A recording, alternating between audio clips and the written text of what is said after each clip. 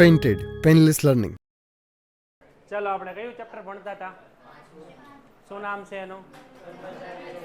કર્મચારી વ્યવસ્થા એ સંચાલનનું કેટલામું કાર્ય? બાકીના બધા કાર્યો એના ઉપર આધારિત કે નહીં? 5 માંથી 1 કે નહીં? એ સતત ચાલતી પ્રક્રિયા કે નહીં?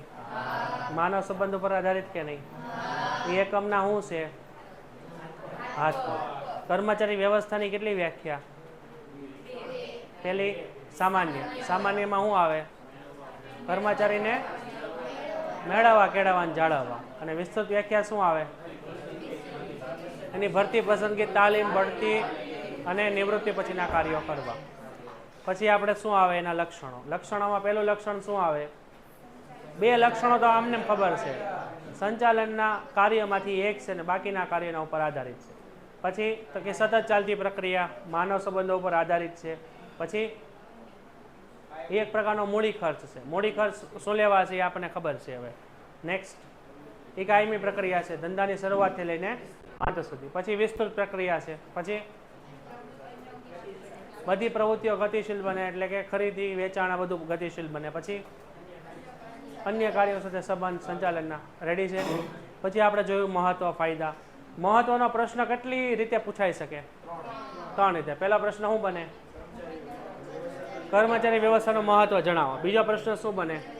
કર્મચારી વિનાનું એકમ આત્મવિનાનું હાડપિંજર છે, આ વિધાન સમજાવો. તો પણ આ જ જવાબ આવે. અને ત્રીજો પ્રશ્ન શું બને? આ વિધાન સમજાવો, તો આનો જવાબ યાદ આવે. આ હેડિંગ કોણે કીધેલું છે? પ્રોફેસર ઉર્વીએ. એટલું રેડી છે? હવે આપણે ટેક્સ્ટ બુકમાં ચેપ્ટર નંબર 5 જે આપ્યું છે એનું પહેલું જે ચેપ્ટર, જે પહેલું પેજ છે ને એમાં આવો. આપણે થોડુંક અહીંયા વર્ક કરવાનું છે. કાલે એક વિદ્યાર્થીએ કોમેન્ટ કરી હતી કે સાહેબ તમારું નામ શું છે? બોલો. આ 5મું ચેપ્ટર આપણે આઈ થિંક છે, એટલે 4 ચેપ્ટર કમ્પ્લીટ થાય હમણાં. હજી અડધા નામ નથી ખબર. કોને ખબર છે? ઓકે, બધાને ખબર છે કે કોને નથી ખબર? ઘણા નામે નથી ખબર.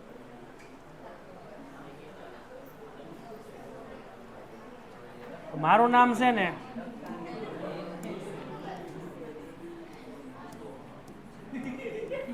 મારું નામ મુનાફ શમા છે. શમા મારી અટક છે, એટલે એને મુનાફ સર નામ છે. બરાબર ને? મારું એજ્યુકેશન છે ને, મેં M.Com M.Ed કરેલું છે. M.Ed એટલે ખબર છે ને? આટલી ડિગ્રી થાય. જો B.Com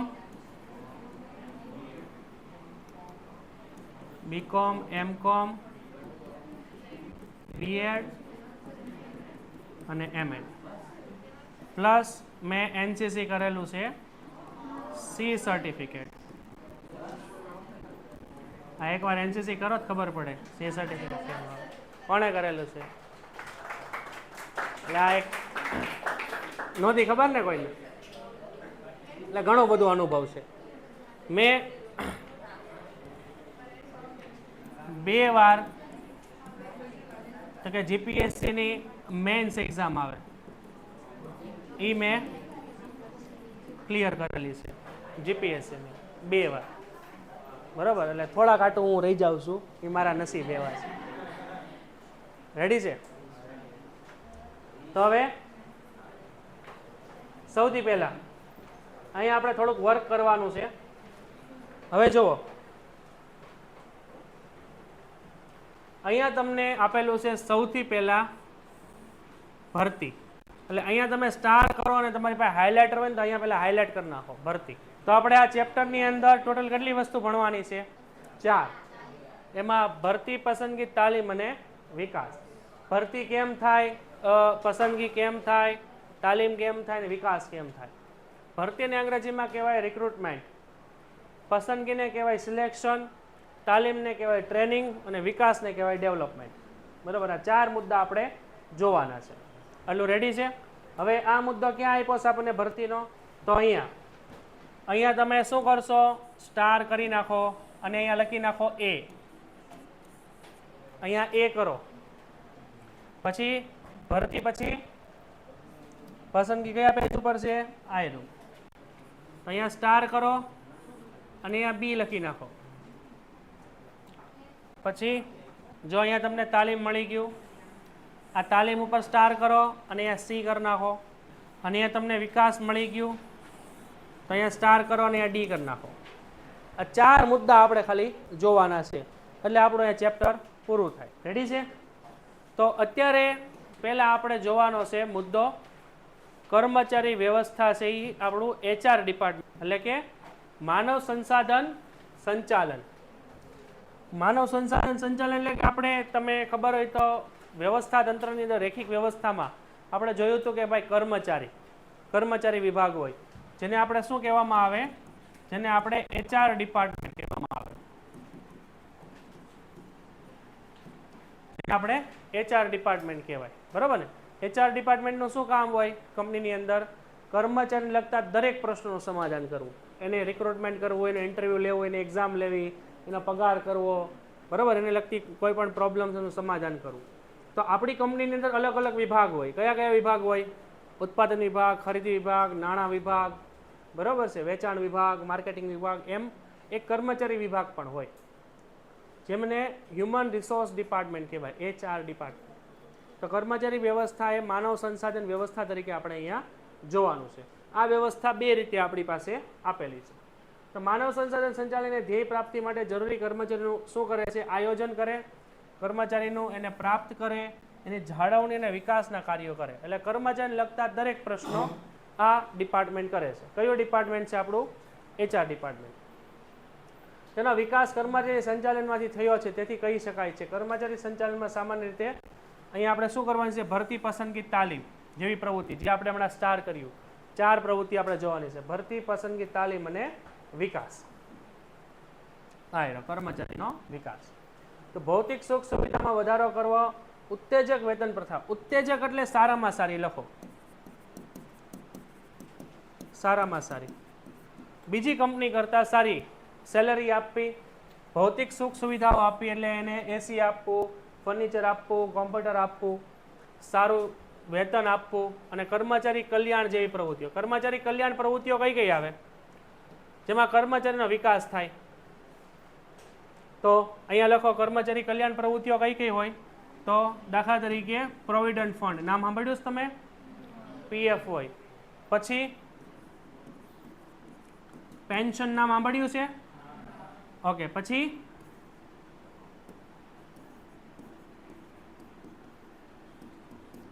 ગ્રેચ્યુઇટી નામ સાંભળેલું છે? SP માં આવે ગ્રેચ્યુઇટી, આવે ને? પણ એ શું કરી દેવાનું? કાઢી નાખવાનું. હા, ઓપ્શનમાં. કોને કહેવાય ગ્રેચ્યુઇટી? આ બધી સુવિધાઓ કઈ છે? કર્મચારી કલ્યાણની પ્રવૃત્તિઓ છે. આ બધી કર્મચારી કલ્યાણ પ્રવૃત્તિ એટલે જેનાથી કર્મચારીના ટૂંકમાં વિકાસ થાય, એને પેન્શન મળે. PF એટલે થશે પ્રોવિડન્ટ ફંડ. પ્રોવિડન્ટ ફંડ શું હોય? તમે આખું વર્ષ કામ કરો એટલે તમારા પગારમાંથી દર મહિને 2-3 હજાર રૂપિયા કપાયા કરે. મારો પગાર 20,000 છે તો મારા પગારમાંથી 2,000 રૂપિયા PFના જમા થાય. હવે હું રિટાયર થાવ 65 વર્ષે એટલે આખી જિંદગી મેં કામ કરી એનો જે પગાર આવ્યો ને 2,000 રૂપિયા પ્લસ સરકાર એમાં અમુક પૈસા નાખે, બરાબર, અને પ્લસ થઈને મારી પાસે એક હારે રકમ આવે, ફોર એક્ઝામ્પલ 15 થી 18 લાખ રૂપિયા, તે મારો PFના પૈસા કહેવાય. પેન્શન એટલે શું હોય કે ભાઈ હું રિટાયર થાવ 65 વર્ષે અને પછી હું જ્યાં સુધી જીવું ત્યાં સુધી, હું 200 વર્ષ સુધી જીવું ને તો ત્યાં સુધી દર મહિને મારા ખાતામાં 15,000 રૂપિયા કે 10,000 રૂપિયા આવે. પેન્ટેડ એપ્લિકેશન ધોરણ 6 થી 12ના વિદ્યાર્થીઓ માટે અપડેટ થઈ ચૂકી છે. આ એપ્લિકેશનમાં શું છે? બધા જ વિષયના વિડીયોઝ છે, ગુજરાતની બેસ્ટ ફેકલ્ટી દ્વારા લાઈવ લેક્ચર્સ છે, IMP પ્રશ્ન છે, ટેસ્ટ સિરીઝ છે અને ગુજરાતના તમામ વિદ્યાર્થીઓ સાથે તમે તમારી કમ્પેરિઝન કરી શકો છો. ગેમિફિકેશન છે અને બીજું ઘણું બધું. તો તમે એપ્લિકેશન ડાઉનલોડ ન કરી હોય તો ડિસ્ક્રિપ્શનમાં લિંક આપી છે, હમણાં જ પ્લે સ્ટોર ઉપર જાઓ અને એપ્લિકેશન ડાઉનલોડ કરો. ઘરે બેઠીને સરસ મજાનું ગુજરાતની જોરદાર ફેકલ્ટી સાથે ભણો, સારા માર્ક્સે પાસ થાઓ. જીવું ત્યાં સુધી મને ખર્ચો આપે મારે જીવવાનો, એને પેન્શન કહેવાય. ખબર છે નહીં? તો હું 65 વર્ષે રિટાયર થાવ, પછી રિટાયર થયા પછી મને ઘરે બેઠા પગાર આપે, એને પેન્શન કહેવાય. હું જીવું ત્યાં સુધી, હું મરી જાઉં તો પેન્શન બંધ થઈ જાય. અને સરકારી જોબમાં એવું હોય કે પહેલાંના સમયમાં એવું હતું, પેન્શન હતા ત્યારે કે ભાઈ તમે મૃત્યુ પામો તો તમારી વાઈફને અથવા તમારા છોકરાઓને પેન્શન મળે. તો એ બધામાં સરકાર પછી ડૂબી જતી આવા બધા ખર્ચા કરી. હા કે ના? પછી આપ્યું છે ગ્રેચ્યુએટી. ગ્રેચ્યુએટી એટલે શું થાય? કંપની છે, આખા તરીકે મારી એક કંપની છે, મારી કંપનીની અંદર લાસ્ટ યરમાં 50 કરોડ રૂપિયાનો નફો થયો છે. બરાબર છે? લાસ્ટ યરમાં 50 કરોડ રૂપિયાનો નફો થયો છે. હવે આ વર્ષે મેં તમને બધાને કીધું કે ભાઈ આ વર્ષે તમારે તનતોડ મહેનત કરવાની છે. બરાબર? 50 કરોડની જગ્યાએ 100 કરોડનો નફો લાવવાનો છે. તો તમે આખું વર્ષ મહેનત કરી, આખું વર્ષ તમે 8-8 કલાકની બદલે 10-10 કલાક કામ કર્યું અને બહુ દિલથી કામ કર્યું કંપનીમાં. એટલે કંપનીનું ઉત્પાદન વધ્યું, વેચાણ વધ્યું, એટલે કંપની 50 કરોડની જગ્યાએ હવે કેટલા નફો કર્યો? 100 કરોડનો. એ જે 50 કરોડનો વધારો થયો નફામાં, એમાં કોની મહેનત હતી? તમારા લોકોની હતી ને. તો એ 50 કરોડ રૂપિયા મને વધુ નફો મળ્યો, એમાં તમારી મહેનતના લીધે જ મળ્યો છે. તો મારે શું કરવું પડે? એ 50 કરોડમાંથી અમુક ટકા ભાગ મારે તમને આપવો પડે. એ 50 કરોડમાંથી હું કેમ કહું કે ભાઈ 50 કરોડમાંથી 10% ભાગ બધા કર્મચારીનો. 10% એટલે કેટલા થાય? 5 કરોડ. તો 5 કરોડ તમારા બધા વચ્ચે વેચી દેવાના. એ જે ટોટલ તમે મહેનત કરીને નફો કર્યો ને એના 10% તમારા. 10% તમારા બધા વચ્ચે વેચો. એટલે કોકને 2 લાખ મળે ને, કોકને 4 લાખ મળે ને, કોકને 50,000 મળે ને, તો ફાયદો જ થયો. એટલે નફાનો એક ભાગ છે ને શું કહેવાય? ગ્રેચ્યુઇટી. તો આ બધા કાર્યો કોણ કરે? આપણું HR ડિપાર્ટમેન્ટ, જેને કલ્યાણકારી પ્રવૃત્તિ કહેવાય. તો જ્યારે માનવ સંસાધન સંચાલનમાં કર્મચારી વિકાસનો પણ અહીંયા સમાવેશ થાય છે. તો આપણને ખબર જ છે, અહીંયા એકની એક લપ જ છે. આટલી વસ્તુ હોય. કઈ કઈ વસ્તુ હોય? આપણે જોવાની કેટલી વસ્તુ છે?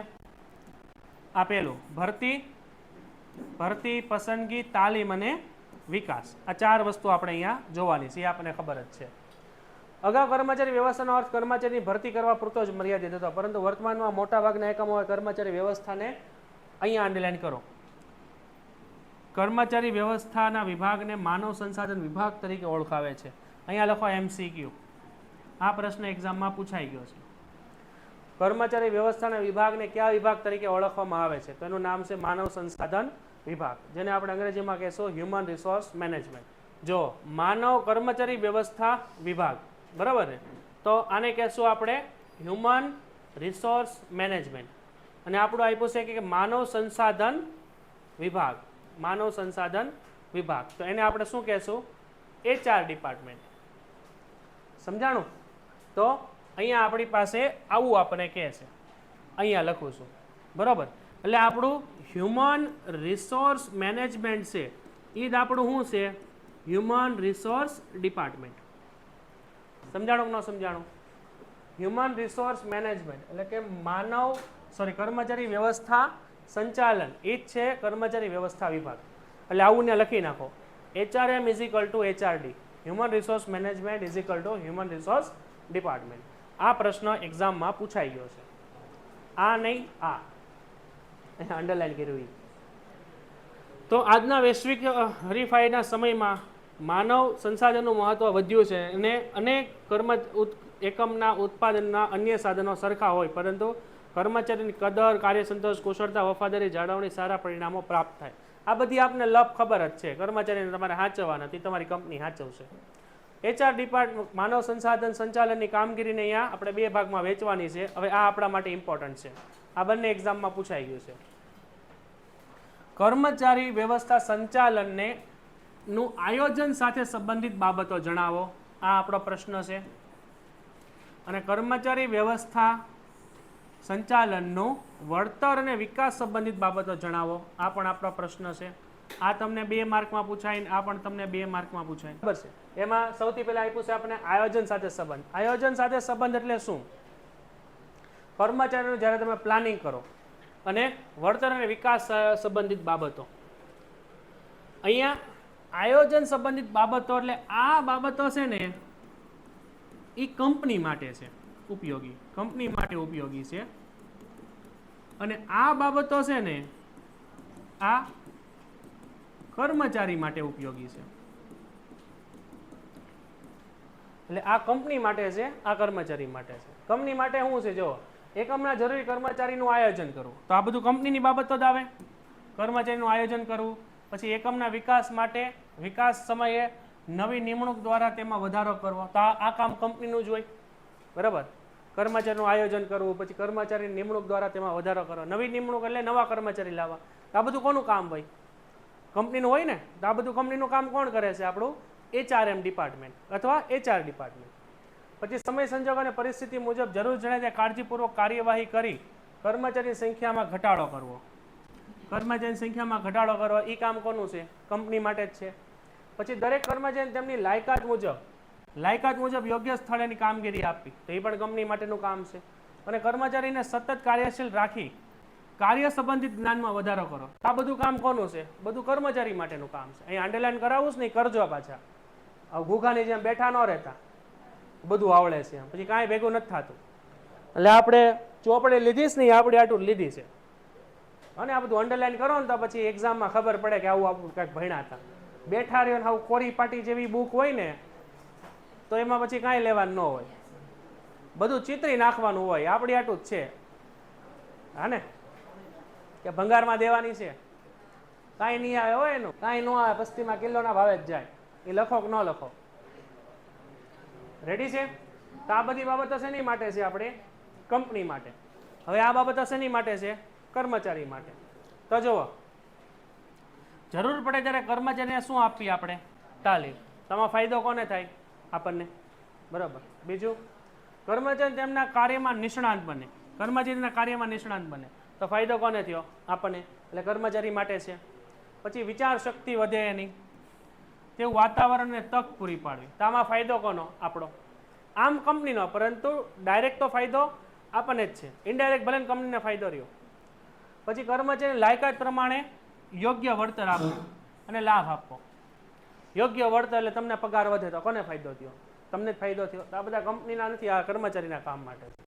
પછી કર્મચારી કાર્ય સંબંધિત સમસ્યાની જાળવી અને તેને ઝડપી ઉકેલ શોધવો.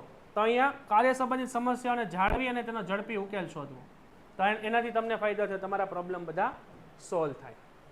તો માનવ સંસાધન સંચાલનમાં કર્મચારી ઉત્પાદનનું સાધન નહીં પરંતુ એક વિશેષ એક માનવી તરીકે જોવાય છે. ઉત્પાદનના સાધન કોને કહેવાય? જમીન મૂડી શ્રમ નિયોજક. જમીન કેવી છે? નિર્જીવ. મૂડી કેવી છે? યંત્ર કેવા છે? માનવી કેવા છે? તો એ આખા ગામને ખબર જ છે. તો આ પછી લપ જ છે. જો કર્મચારી ઉત્પાદનનું સાધન નહીં પરંતુ એને કે વિશેષ પ્રકારના વ્યક્તિ ગણવાનું, કારણ કે એ સજીવ છે તો વિશેષ ગણવું જ પડે, નકર એ ભાગી જાય. હા કે ના? કંપની મૂકીને, બીજું કાંઈ નહીં. તો તેમના સંચાલનના કાર્યના સિદ્ધાંતોને અમલમાં મૂકવા પડે, જેથી સ્થિર કર્મચારી દળ ઊભું થાય. સ્થિર કર્મચારી દળ એટલે એ કંપની મૂકીને ટૂંકમાં ન જાય, એનાથી ફેરબદલી દરે ઘટે, ઘડીએ ઘડીએ બદલાવા ન પડે. તમે યોગ્ય કર્મચારીને યોગ્ય જગ્યાએ મૂકી દો, યોગ્ય કર્મચારી યોગ્ય જગ્યાએ મૂકી દો તો એ કામ યોગ્ય કરે કે ન કરે? કરે જ તે.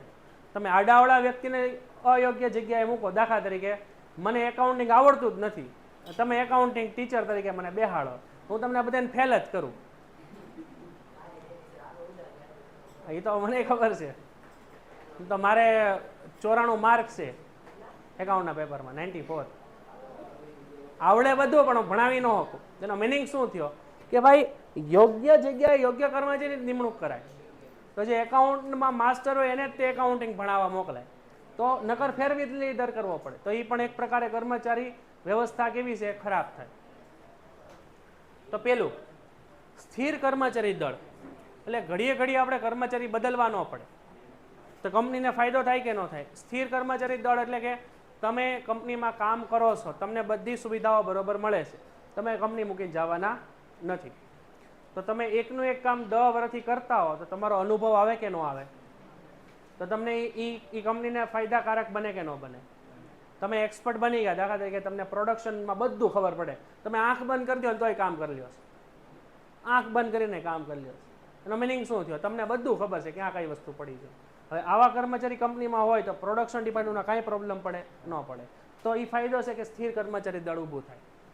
બરાબર. આ HR ડિપાર્ટમેન્ટ આવું બધું કામ, આ બધા પ્રોબ્લેમ સોલ્વ કરે ને તો સ્થિર કર્મચારી દળ મળે. બીજું, કર્મચારીને ઘડીએ ઘડીએ બદલવા ન પડે.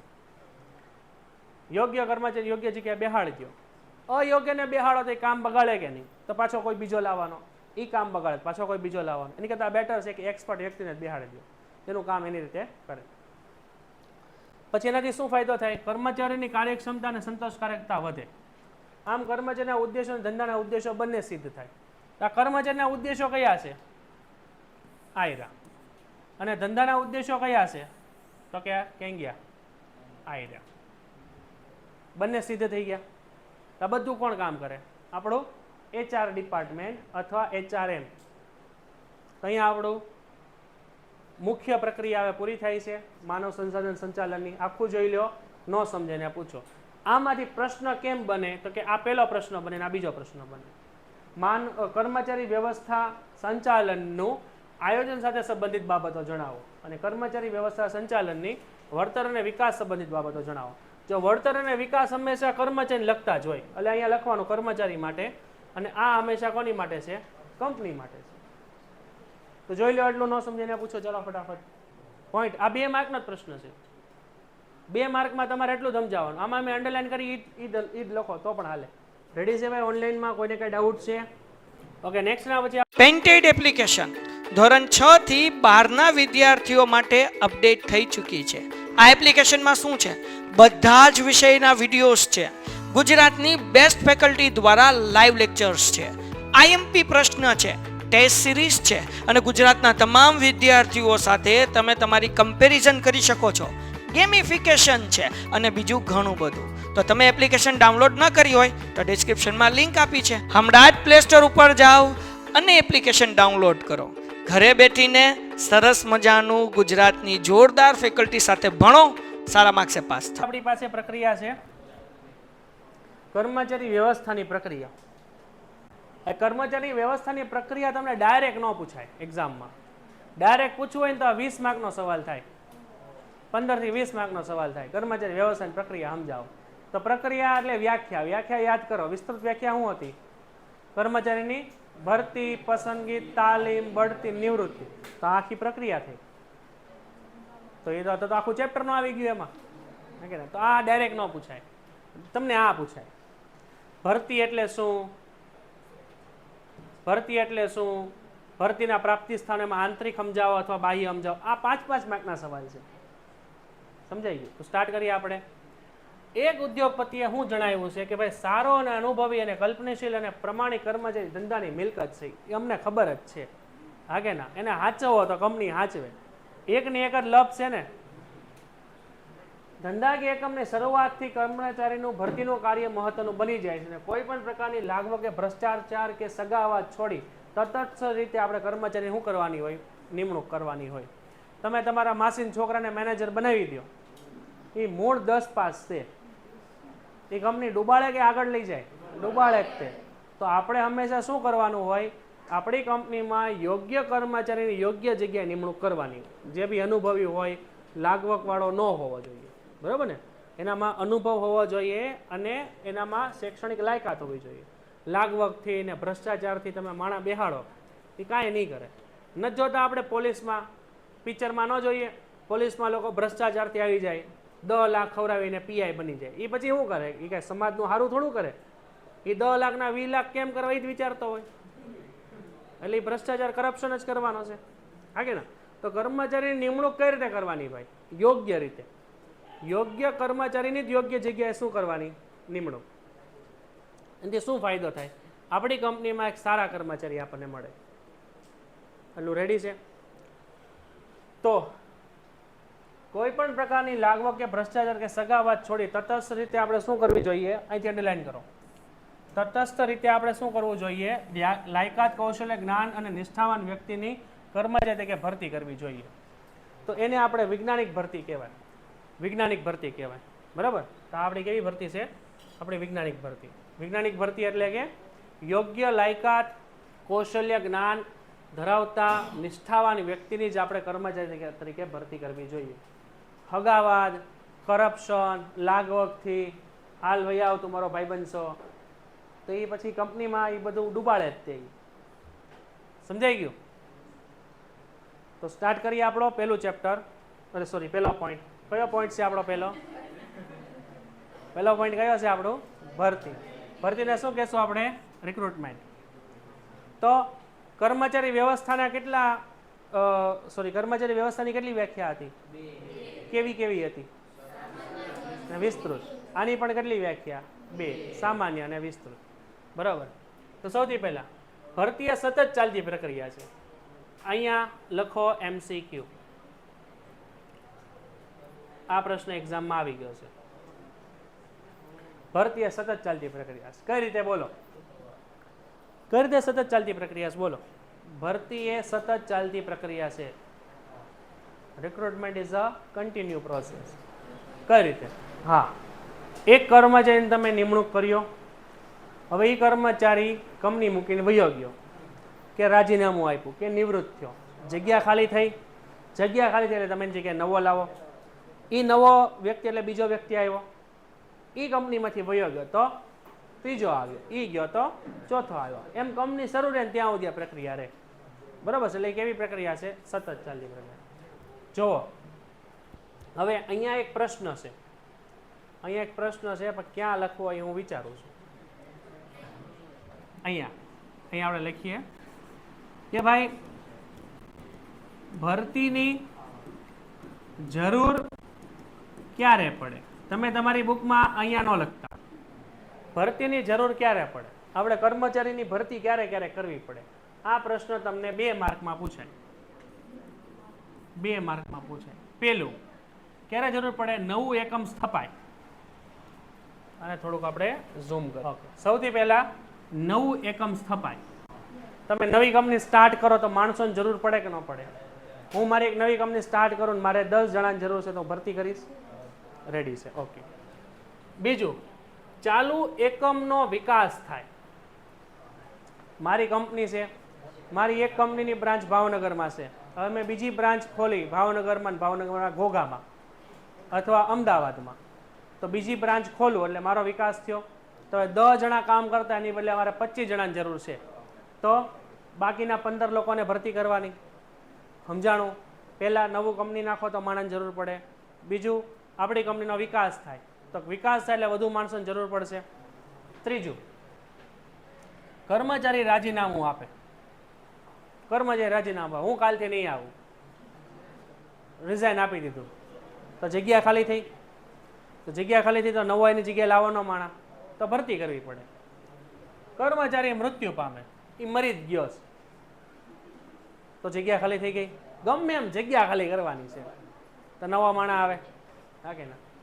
એ નિવૃત્ત થાય, 65 વર્ષે નિવૃત્ત થઈ ગયો એટલે આપણે કંપનીમાં જ કાઢી મૂક્યો, હાલ પૂરું. એવું ન હોય હો પાછું. માન સન્માન સાથે એને કાઢવો પડે, અરે એને રજા આપવી પડે. હા કે ના? તો નિવૃત્ત થયો એટલે જગ્યા ખાલી થઈ, તો ભરતી કરવાની. જેવા કારણોસર આપણે શું કરવી પડે? ભરતી કરવી પડે. તો ભરતીના કયા કયા કારણો છે? પેલું, ભરતી ક્યારે કરવી પડે અથવા ભરતીની જરૂરિયાત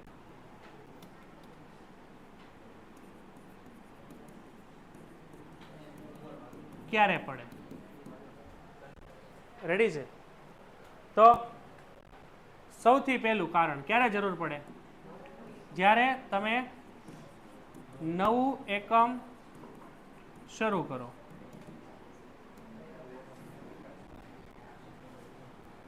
પછી બીજું, જ્યારે આપણા એકમનો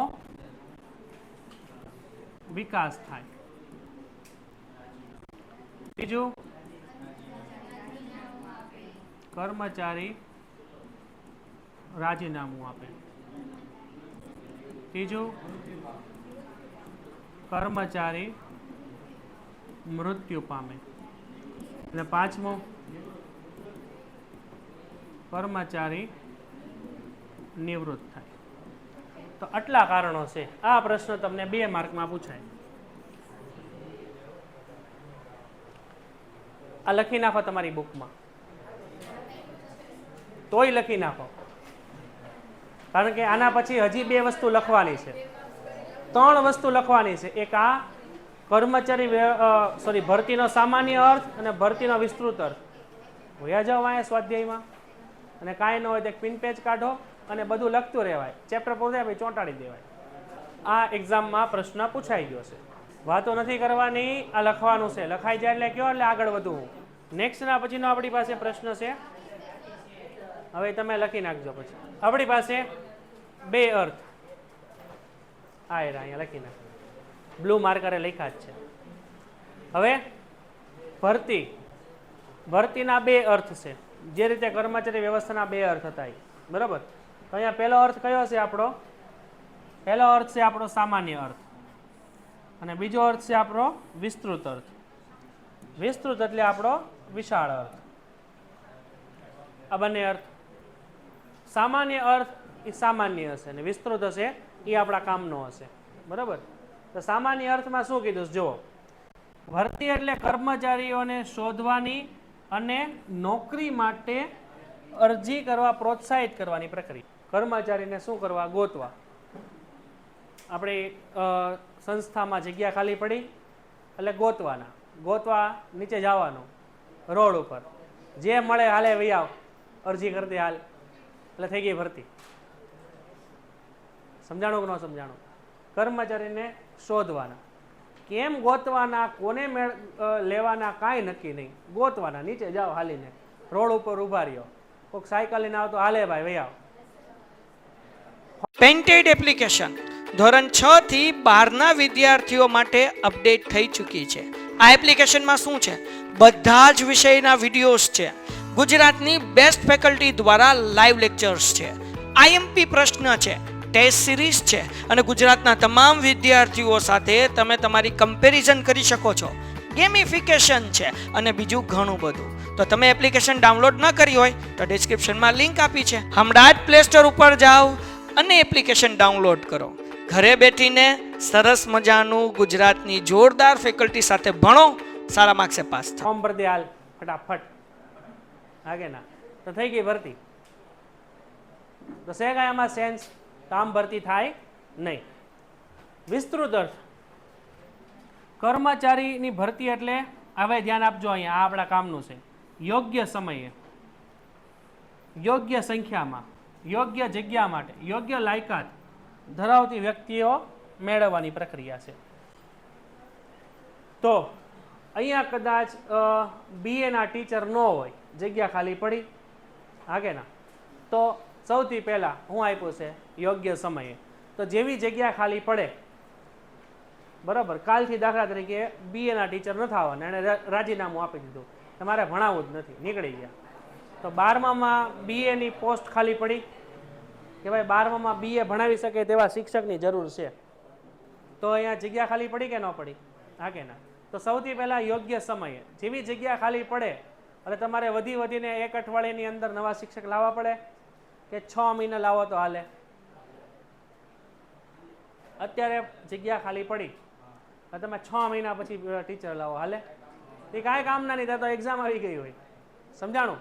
તો યોગ્ય સમય એટલે જેવી તમારી જગ્યા ખાલી પડે, એટલે તરત તમારે બીજા વ્યક્તિની વ્યવસ્થા કરી લેવાની. પહેલો મુદ્દો. બીજું, યોગ્ય સંખ્યામાં. તો કેટલા શિક્ષક લાવવાના? 10, 20, 25, 50? એક જ શિક્ષક. 50 શિક્ષક ઊભા છે, હાલો ભણો. કેવું લાગે? 2 શિક્ષક બોલતા હોય તો તમે ન સમજી શકો. સમજાણો? તો યોગ્ય સંખ્યામાં. યોગ્ય જગ્યા માટે. જગ્યા કઈ છે? તો કે એઝ અ ટીચર ફેકલ્ટીની, તો યોગ્ય જગ્યા માટે, એટલે જેની ભરતી બહાર પડી હોય એની આટલું તે રિક્રુટમેન્ટ. તો યોગ્ય લાયકાત. યોગ્ય લાયકાત એટલે કે એની શૈક્ષણિક લાયકાત હોવી જોઈએ. હવે શું ટીચરની લાયકાત હોય આપણે બધાને ખબર જ છે, 10 પાસ ન હાલે બરાબર ને? તો આટલી વસ્તુ છે. સામાન્ય અર્થમાં હું કર્મચારીને શોધવા અને નોકરી માટે પ્રોત્સાહિત કરવા. તો હવે અહીંયા આવી આવો. આપણું સૌથી પહેલું ભરતીના શું છે? આ સામાન્ય અર્થ. સામાન્ય અર્થમાં શું આવશે? બોલો ભાઈ. કર્મચારી, હા સોરી, મેળવવાની શોધવા છે ને. અને બીજું અરજી માટે પ્રોત્સાહિત કરવા. તો ભરતીનો સામાન્ય અર્થ હું કર્મચારીને શોધવા અને ભરતી માટે પ્રોત્સાહિત કરવા. પછી ભરતીનો વિસ્તૃત અર્થ. જે વ્યક્તિને ધીમે ધીમે લખતા આવડે ને, પાપા પગલીની જેમ લખતું હોય ને, અને એવું લખાવત ને તો ભેગું લખતું રહેવાય, એટલે તમે વાહે ન રહી જાઓ. તમને કે એટલે લખી નાખો એટલે તમે તો બુક કાઢતા હોય છે, એટલે એમાં તમે 10 મિનિટ ખાઈ જાઓ મારી. બરાબર છે? એટલે અમુક હોય ને એને વાર લાગે એટલે થોડુંક ભેગું ભેગું લખતું જાવ. તો વિસ્તૃત અર્થ. વિસ્તૃત અર્થ એટલે શું થશે? કર્મચારી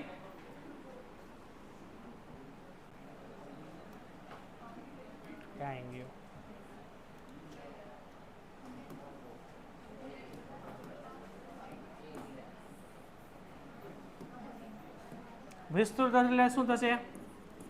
અહીંયા કર્મચારીને શું કરવાના છે આપણે? બોલો કર્મચારી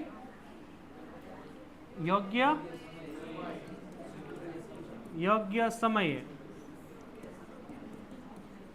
યોગ્ય સંખ્યામાં યોગ્ય જગ્યાએ અને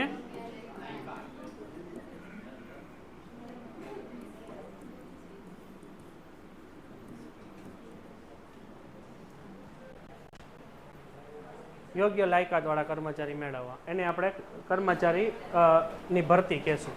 આ ત્રણેય વસ્તુ લખવાની છે ને, જેને બાકી રહી ગયું હોય ને એ આ ત્રણેય વસ્તુ લખી નાખજો. તો અહીંયા સુધી માં કોઈને કઈ ડાઉટ છે? ભરતીના કેટલા અર્થ છે? 2, એક સામાન્ય અને એક વિસ્તૃત. સામાન્ય અર્થ પણ એક્ઝામમાં પૂછાય છે કે ભરતીનો સામાન્ય અર્થ જણાવો, સ્પેશિયલ લખેલું જ હોય. ને બીજું ભરતીનો વિસ્તૃત અર્થ જણાવો, તે સ્પેશિયલ લખેલું જ હોય. આમ જ યાદ રખાય, તમને પરફેક્ટ યાદ રહી જાય. અને ભરતી આપણે ક્યારે ક્યારે જરૂર પડે, નવું એકમ નાખો, એકમનો વિકાસ થાય, કર્મચારી મરે, રાજીનામું આપે કે નિવૃત્ત થાય. બરાબર ને? આટલી રીતે.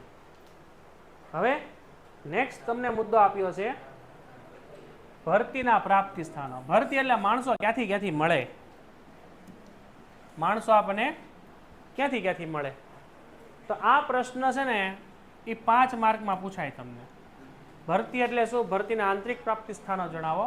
અથવા તમને આ પણ પૂછાય ભરતી એટલે શું? ભરતીના બાહ્ય પ્રાપ્તિ સ્થાનો જણાવો. કારણ કે બેમાં 6, 7 મુદ્દા છે. અથવા તમને 2 માર્કમાં પૂછાય કે ભરતીના આંતરિક પ્રાપ્તિ સ્થાનોના ઉદાહરણ આપો. અથવા 3 માર્કમાં એમ પણ પૂછાય કે ભરતીના બાહ્ય પ્રાપ્તિ સ્થાનોના ઉદાહરણ આપો. તો આમાંથી તમને સારા લાગે ને 2-4 લખી નાખો. તો આટલી જગ્યાએથી આપણે કર્મચારી મળે. આંતરિક પ્રાપ્તિ સ્થાનો અને બાહ્ય પ્રાપ્તિ સ્થાનો. આંતરિક પ્રાપ્તિ સ્થાનો એટલે શું? કંપનીમાંથી મેળવવા. કંપનીની આજુબાજુ આ બધા ફરકતા હોય. ઉદાહરણ તરીકે મારી સ્કૂલની અંદર તો કે હું પ્રિન્સિપાલ છું, ઉદાહરણ તરીકે. હા કે ના?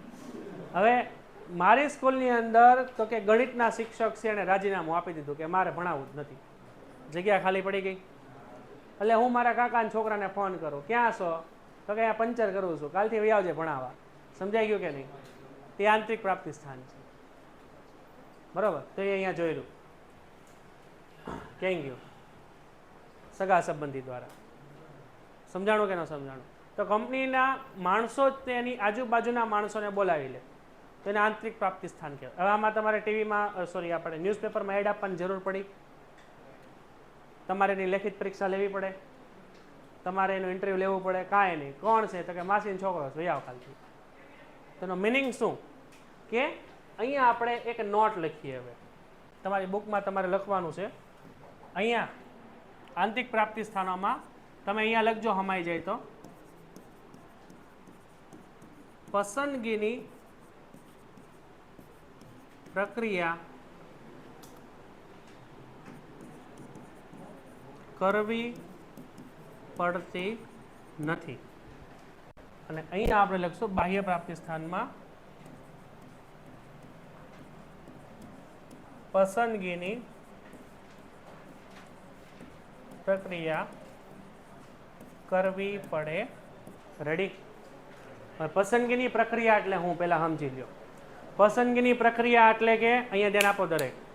તમારે ન્યૂઝપેપરમાં એડ આપવાની, એ એડ જોઈને લોકો અરજી કરે પછી લોકોને લેખિત પરીક્ષા લેવાની, લેખિત પરીક્ષા લેવાઈ જાય પછી લોકોને ઇન્ટરવ્યૂ લેવાનું, ઇન્ટરવ્યૂ લેવાઈ જાય પછી લોકોનું મેડિકલ એક્ઝામિનેશન કરવાનું, એ લોકોના ભૂતકાળમાં જ્યાં આપણે નોકરી કરી તેનું વેરિફિકેશન કરવાનું, પછી મેરિટ લિસ્ટ બનાવવાનું, મેરિટમાં જેનું ટોપ લેવલે નામ આવે એનું સિલેક્શન કરવાનું. તે બધું કેમાં આવશે? બાહ્યમાં. આંતરિકમાં કાંઈ એવું આવે? કાંઈ ન આવે. રેડી છે? તો અહીંયા સુધી રાખીએ છીએ. હવે નેક્સ્ટ લેક્ચરમાં આપણે આંતરિક પ્રાપ્તિ સ્થાનો જોશું. થોડુંક રીડિંગ કરતા આવજો. ઓનલાઈનમાં કોઈને કઈ ડાઉટ નથી ને ભાઈ? ઓકેનો મેસેજ આપી દેજો. Painted Painless Learning.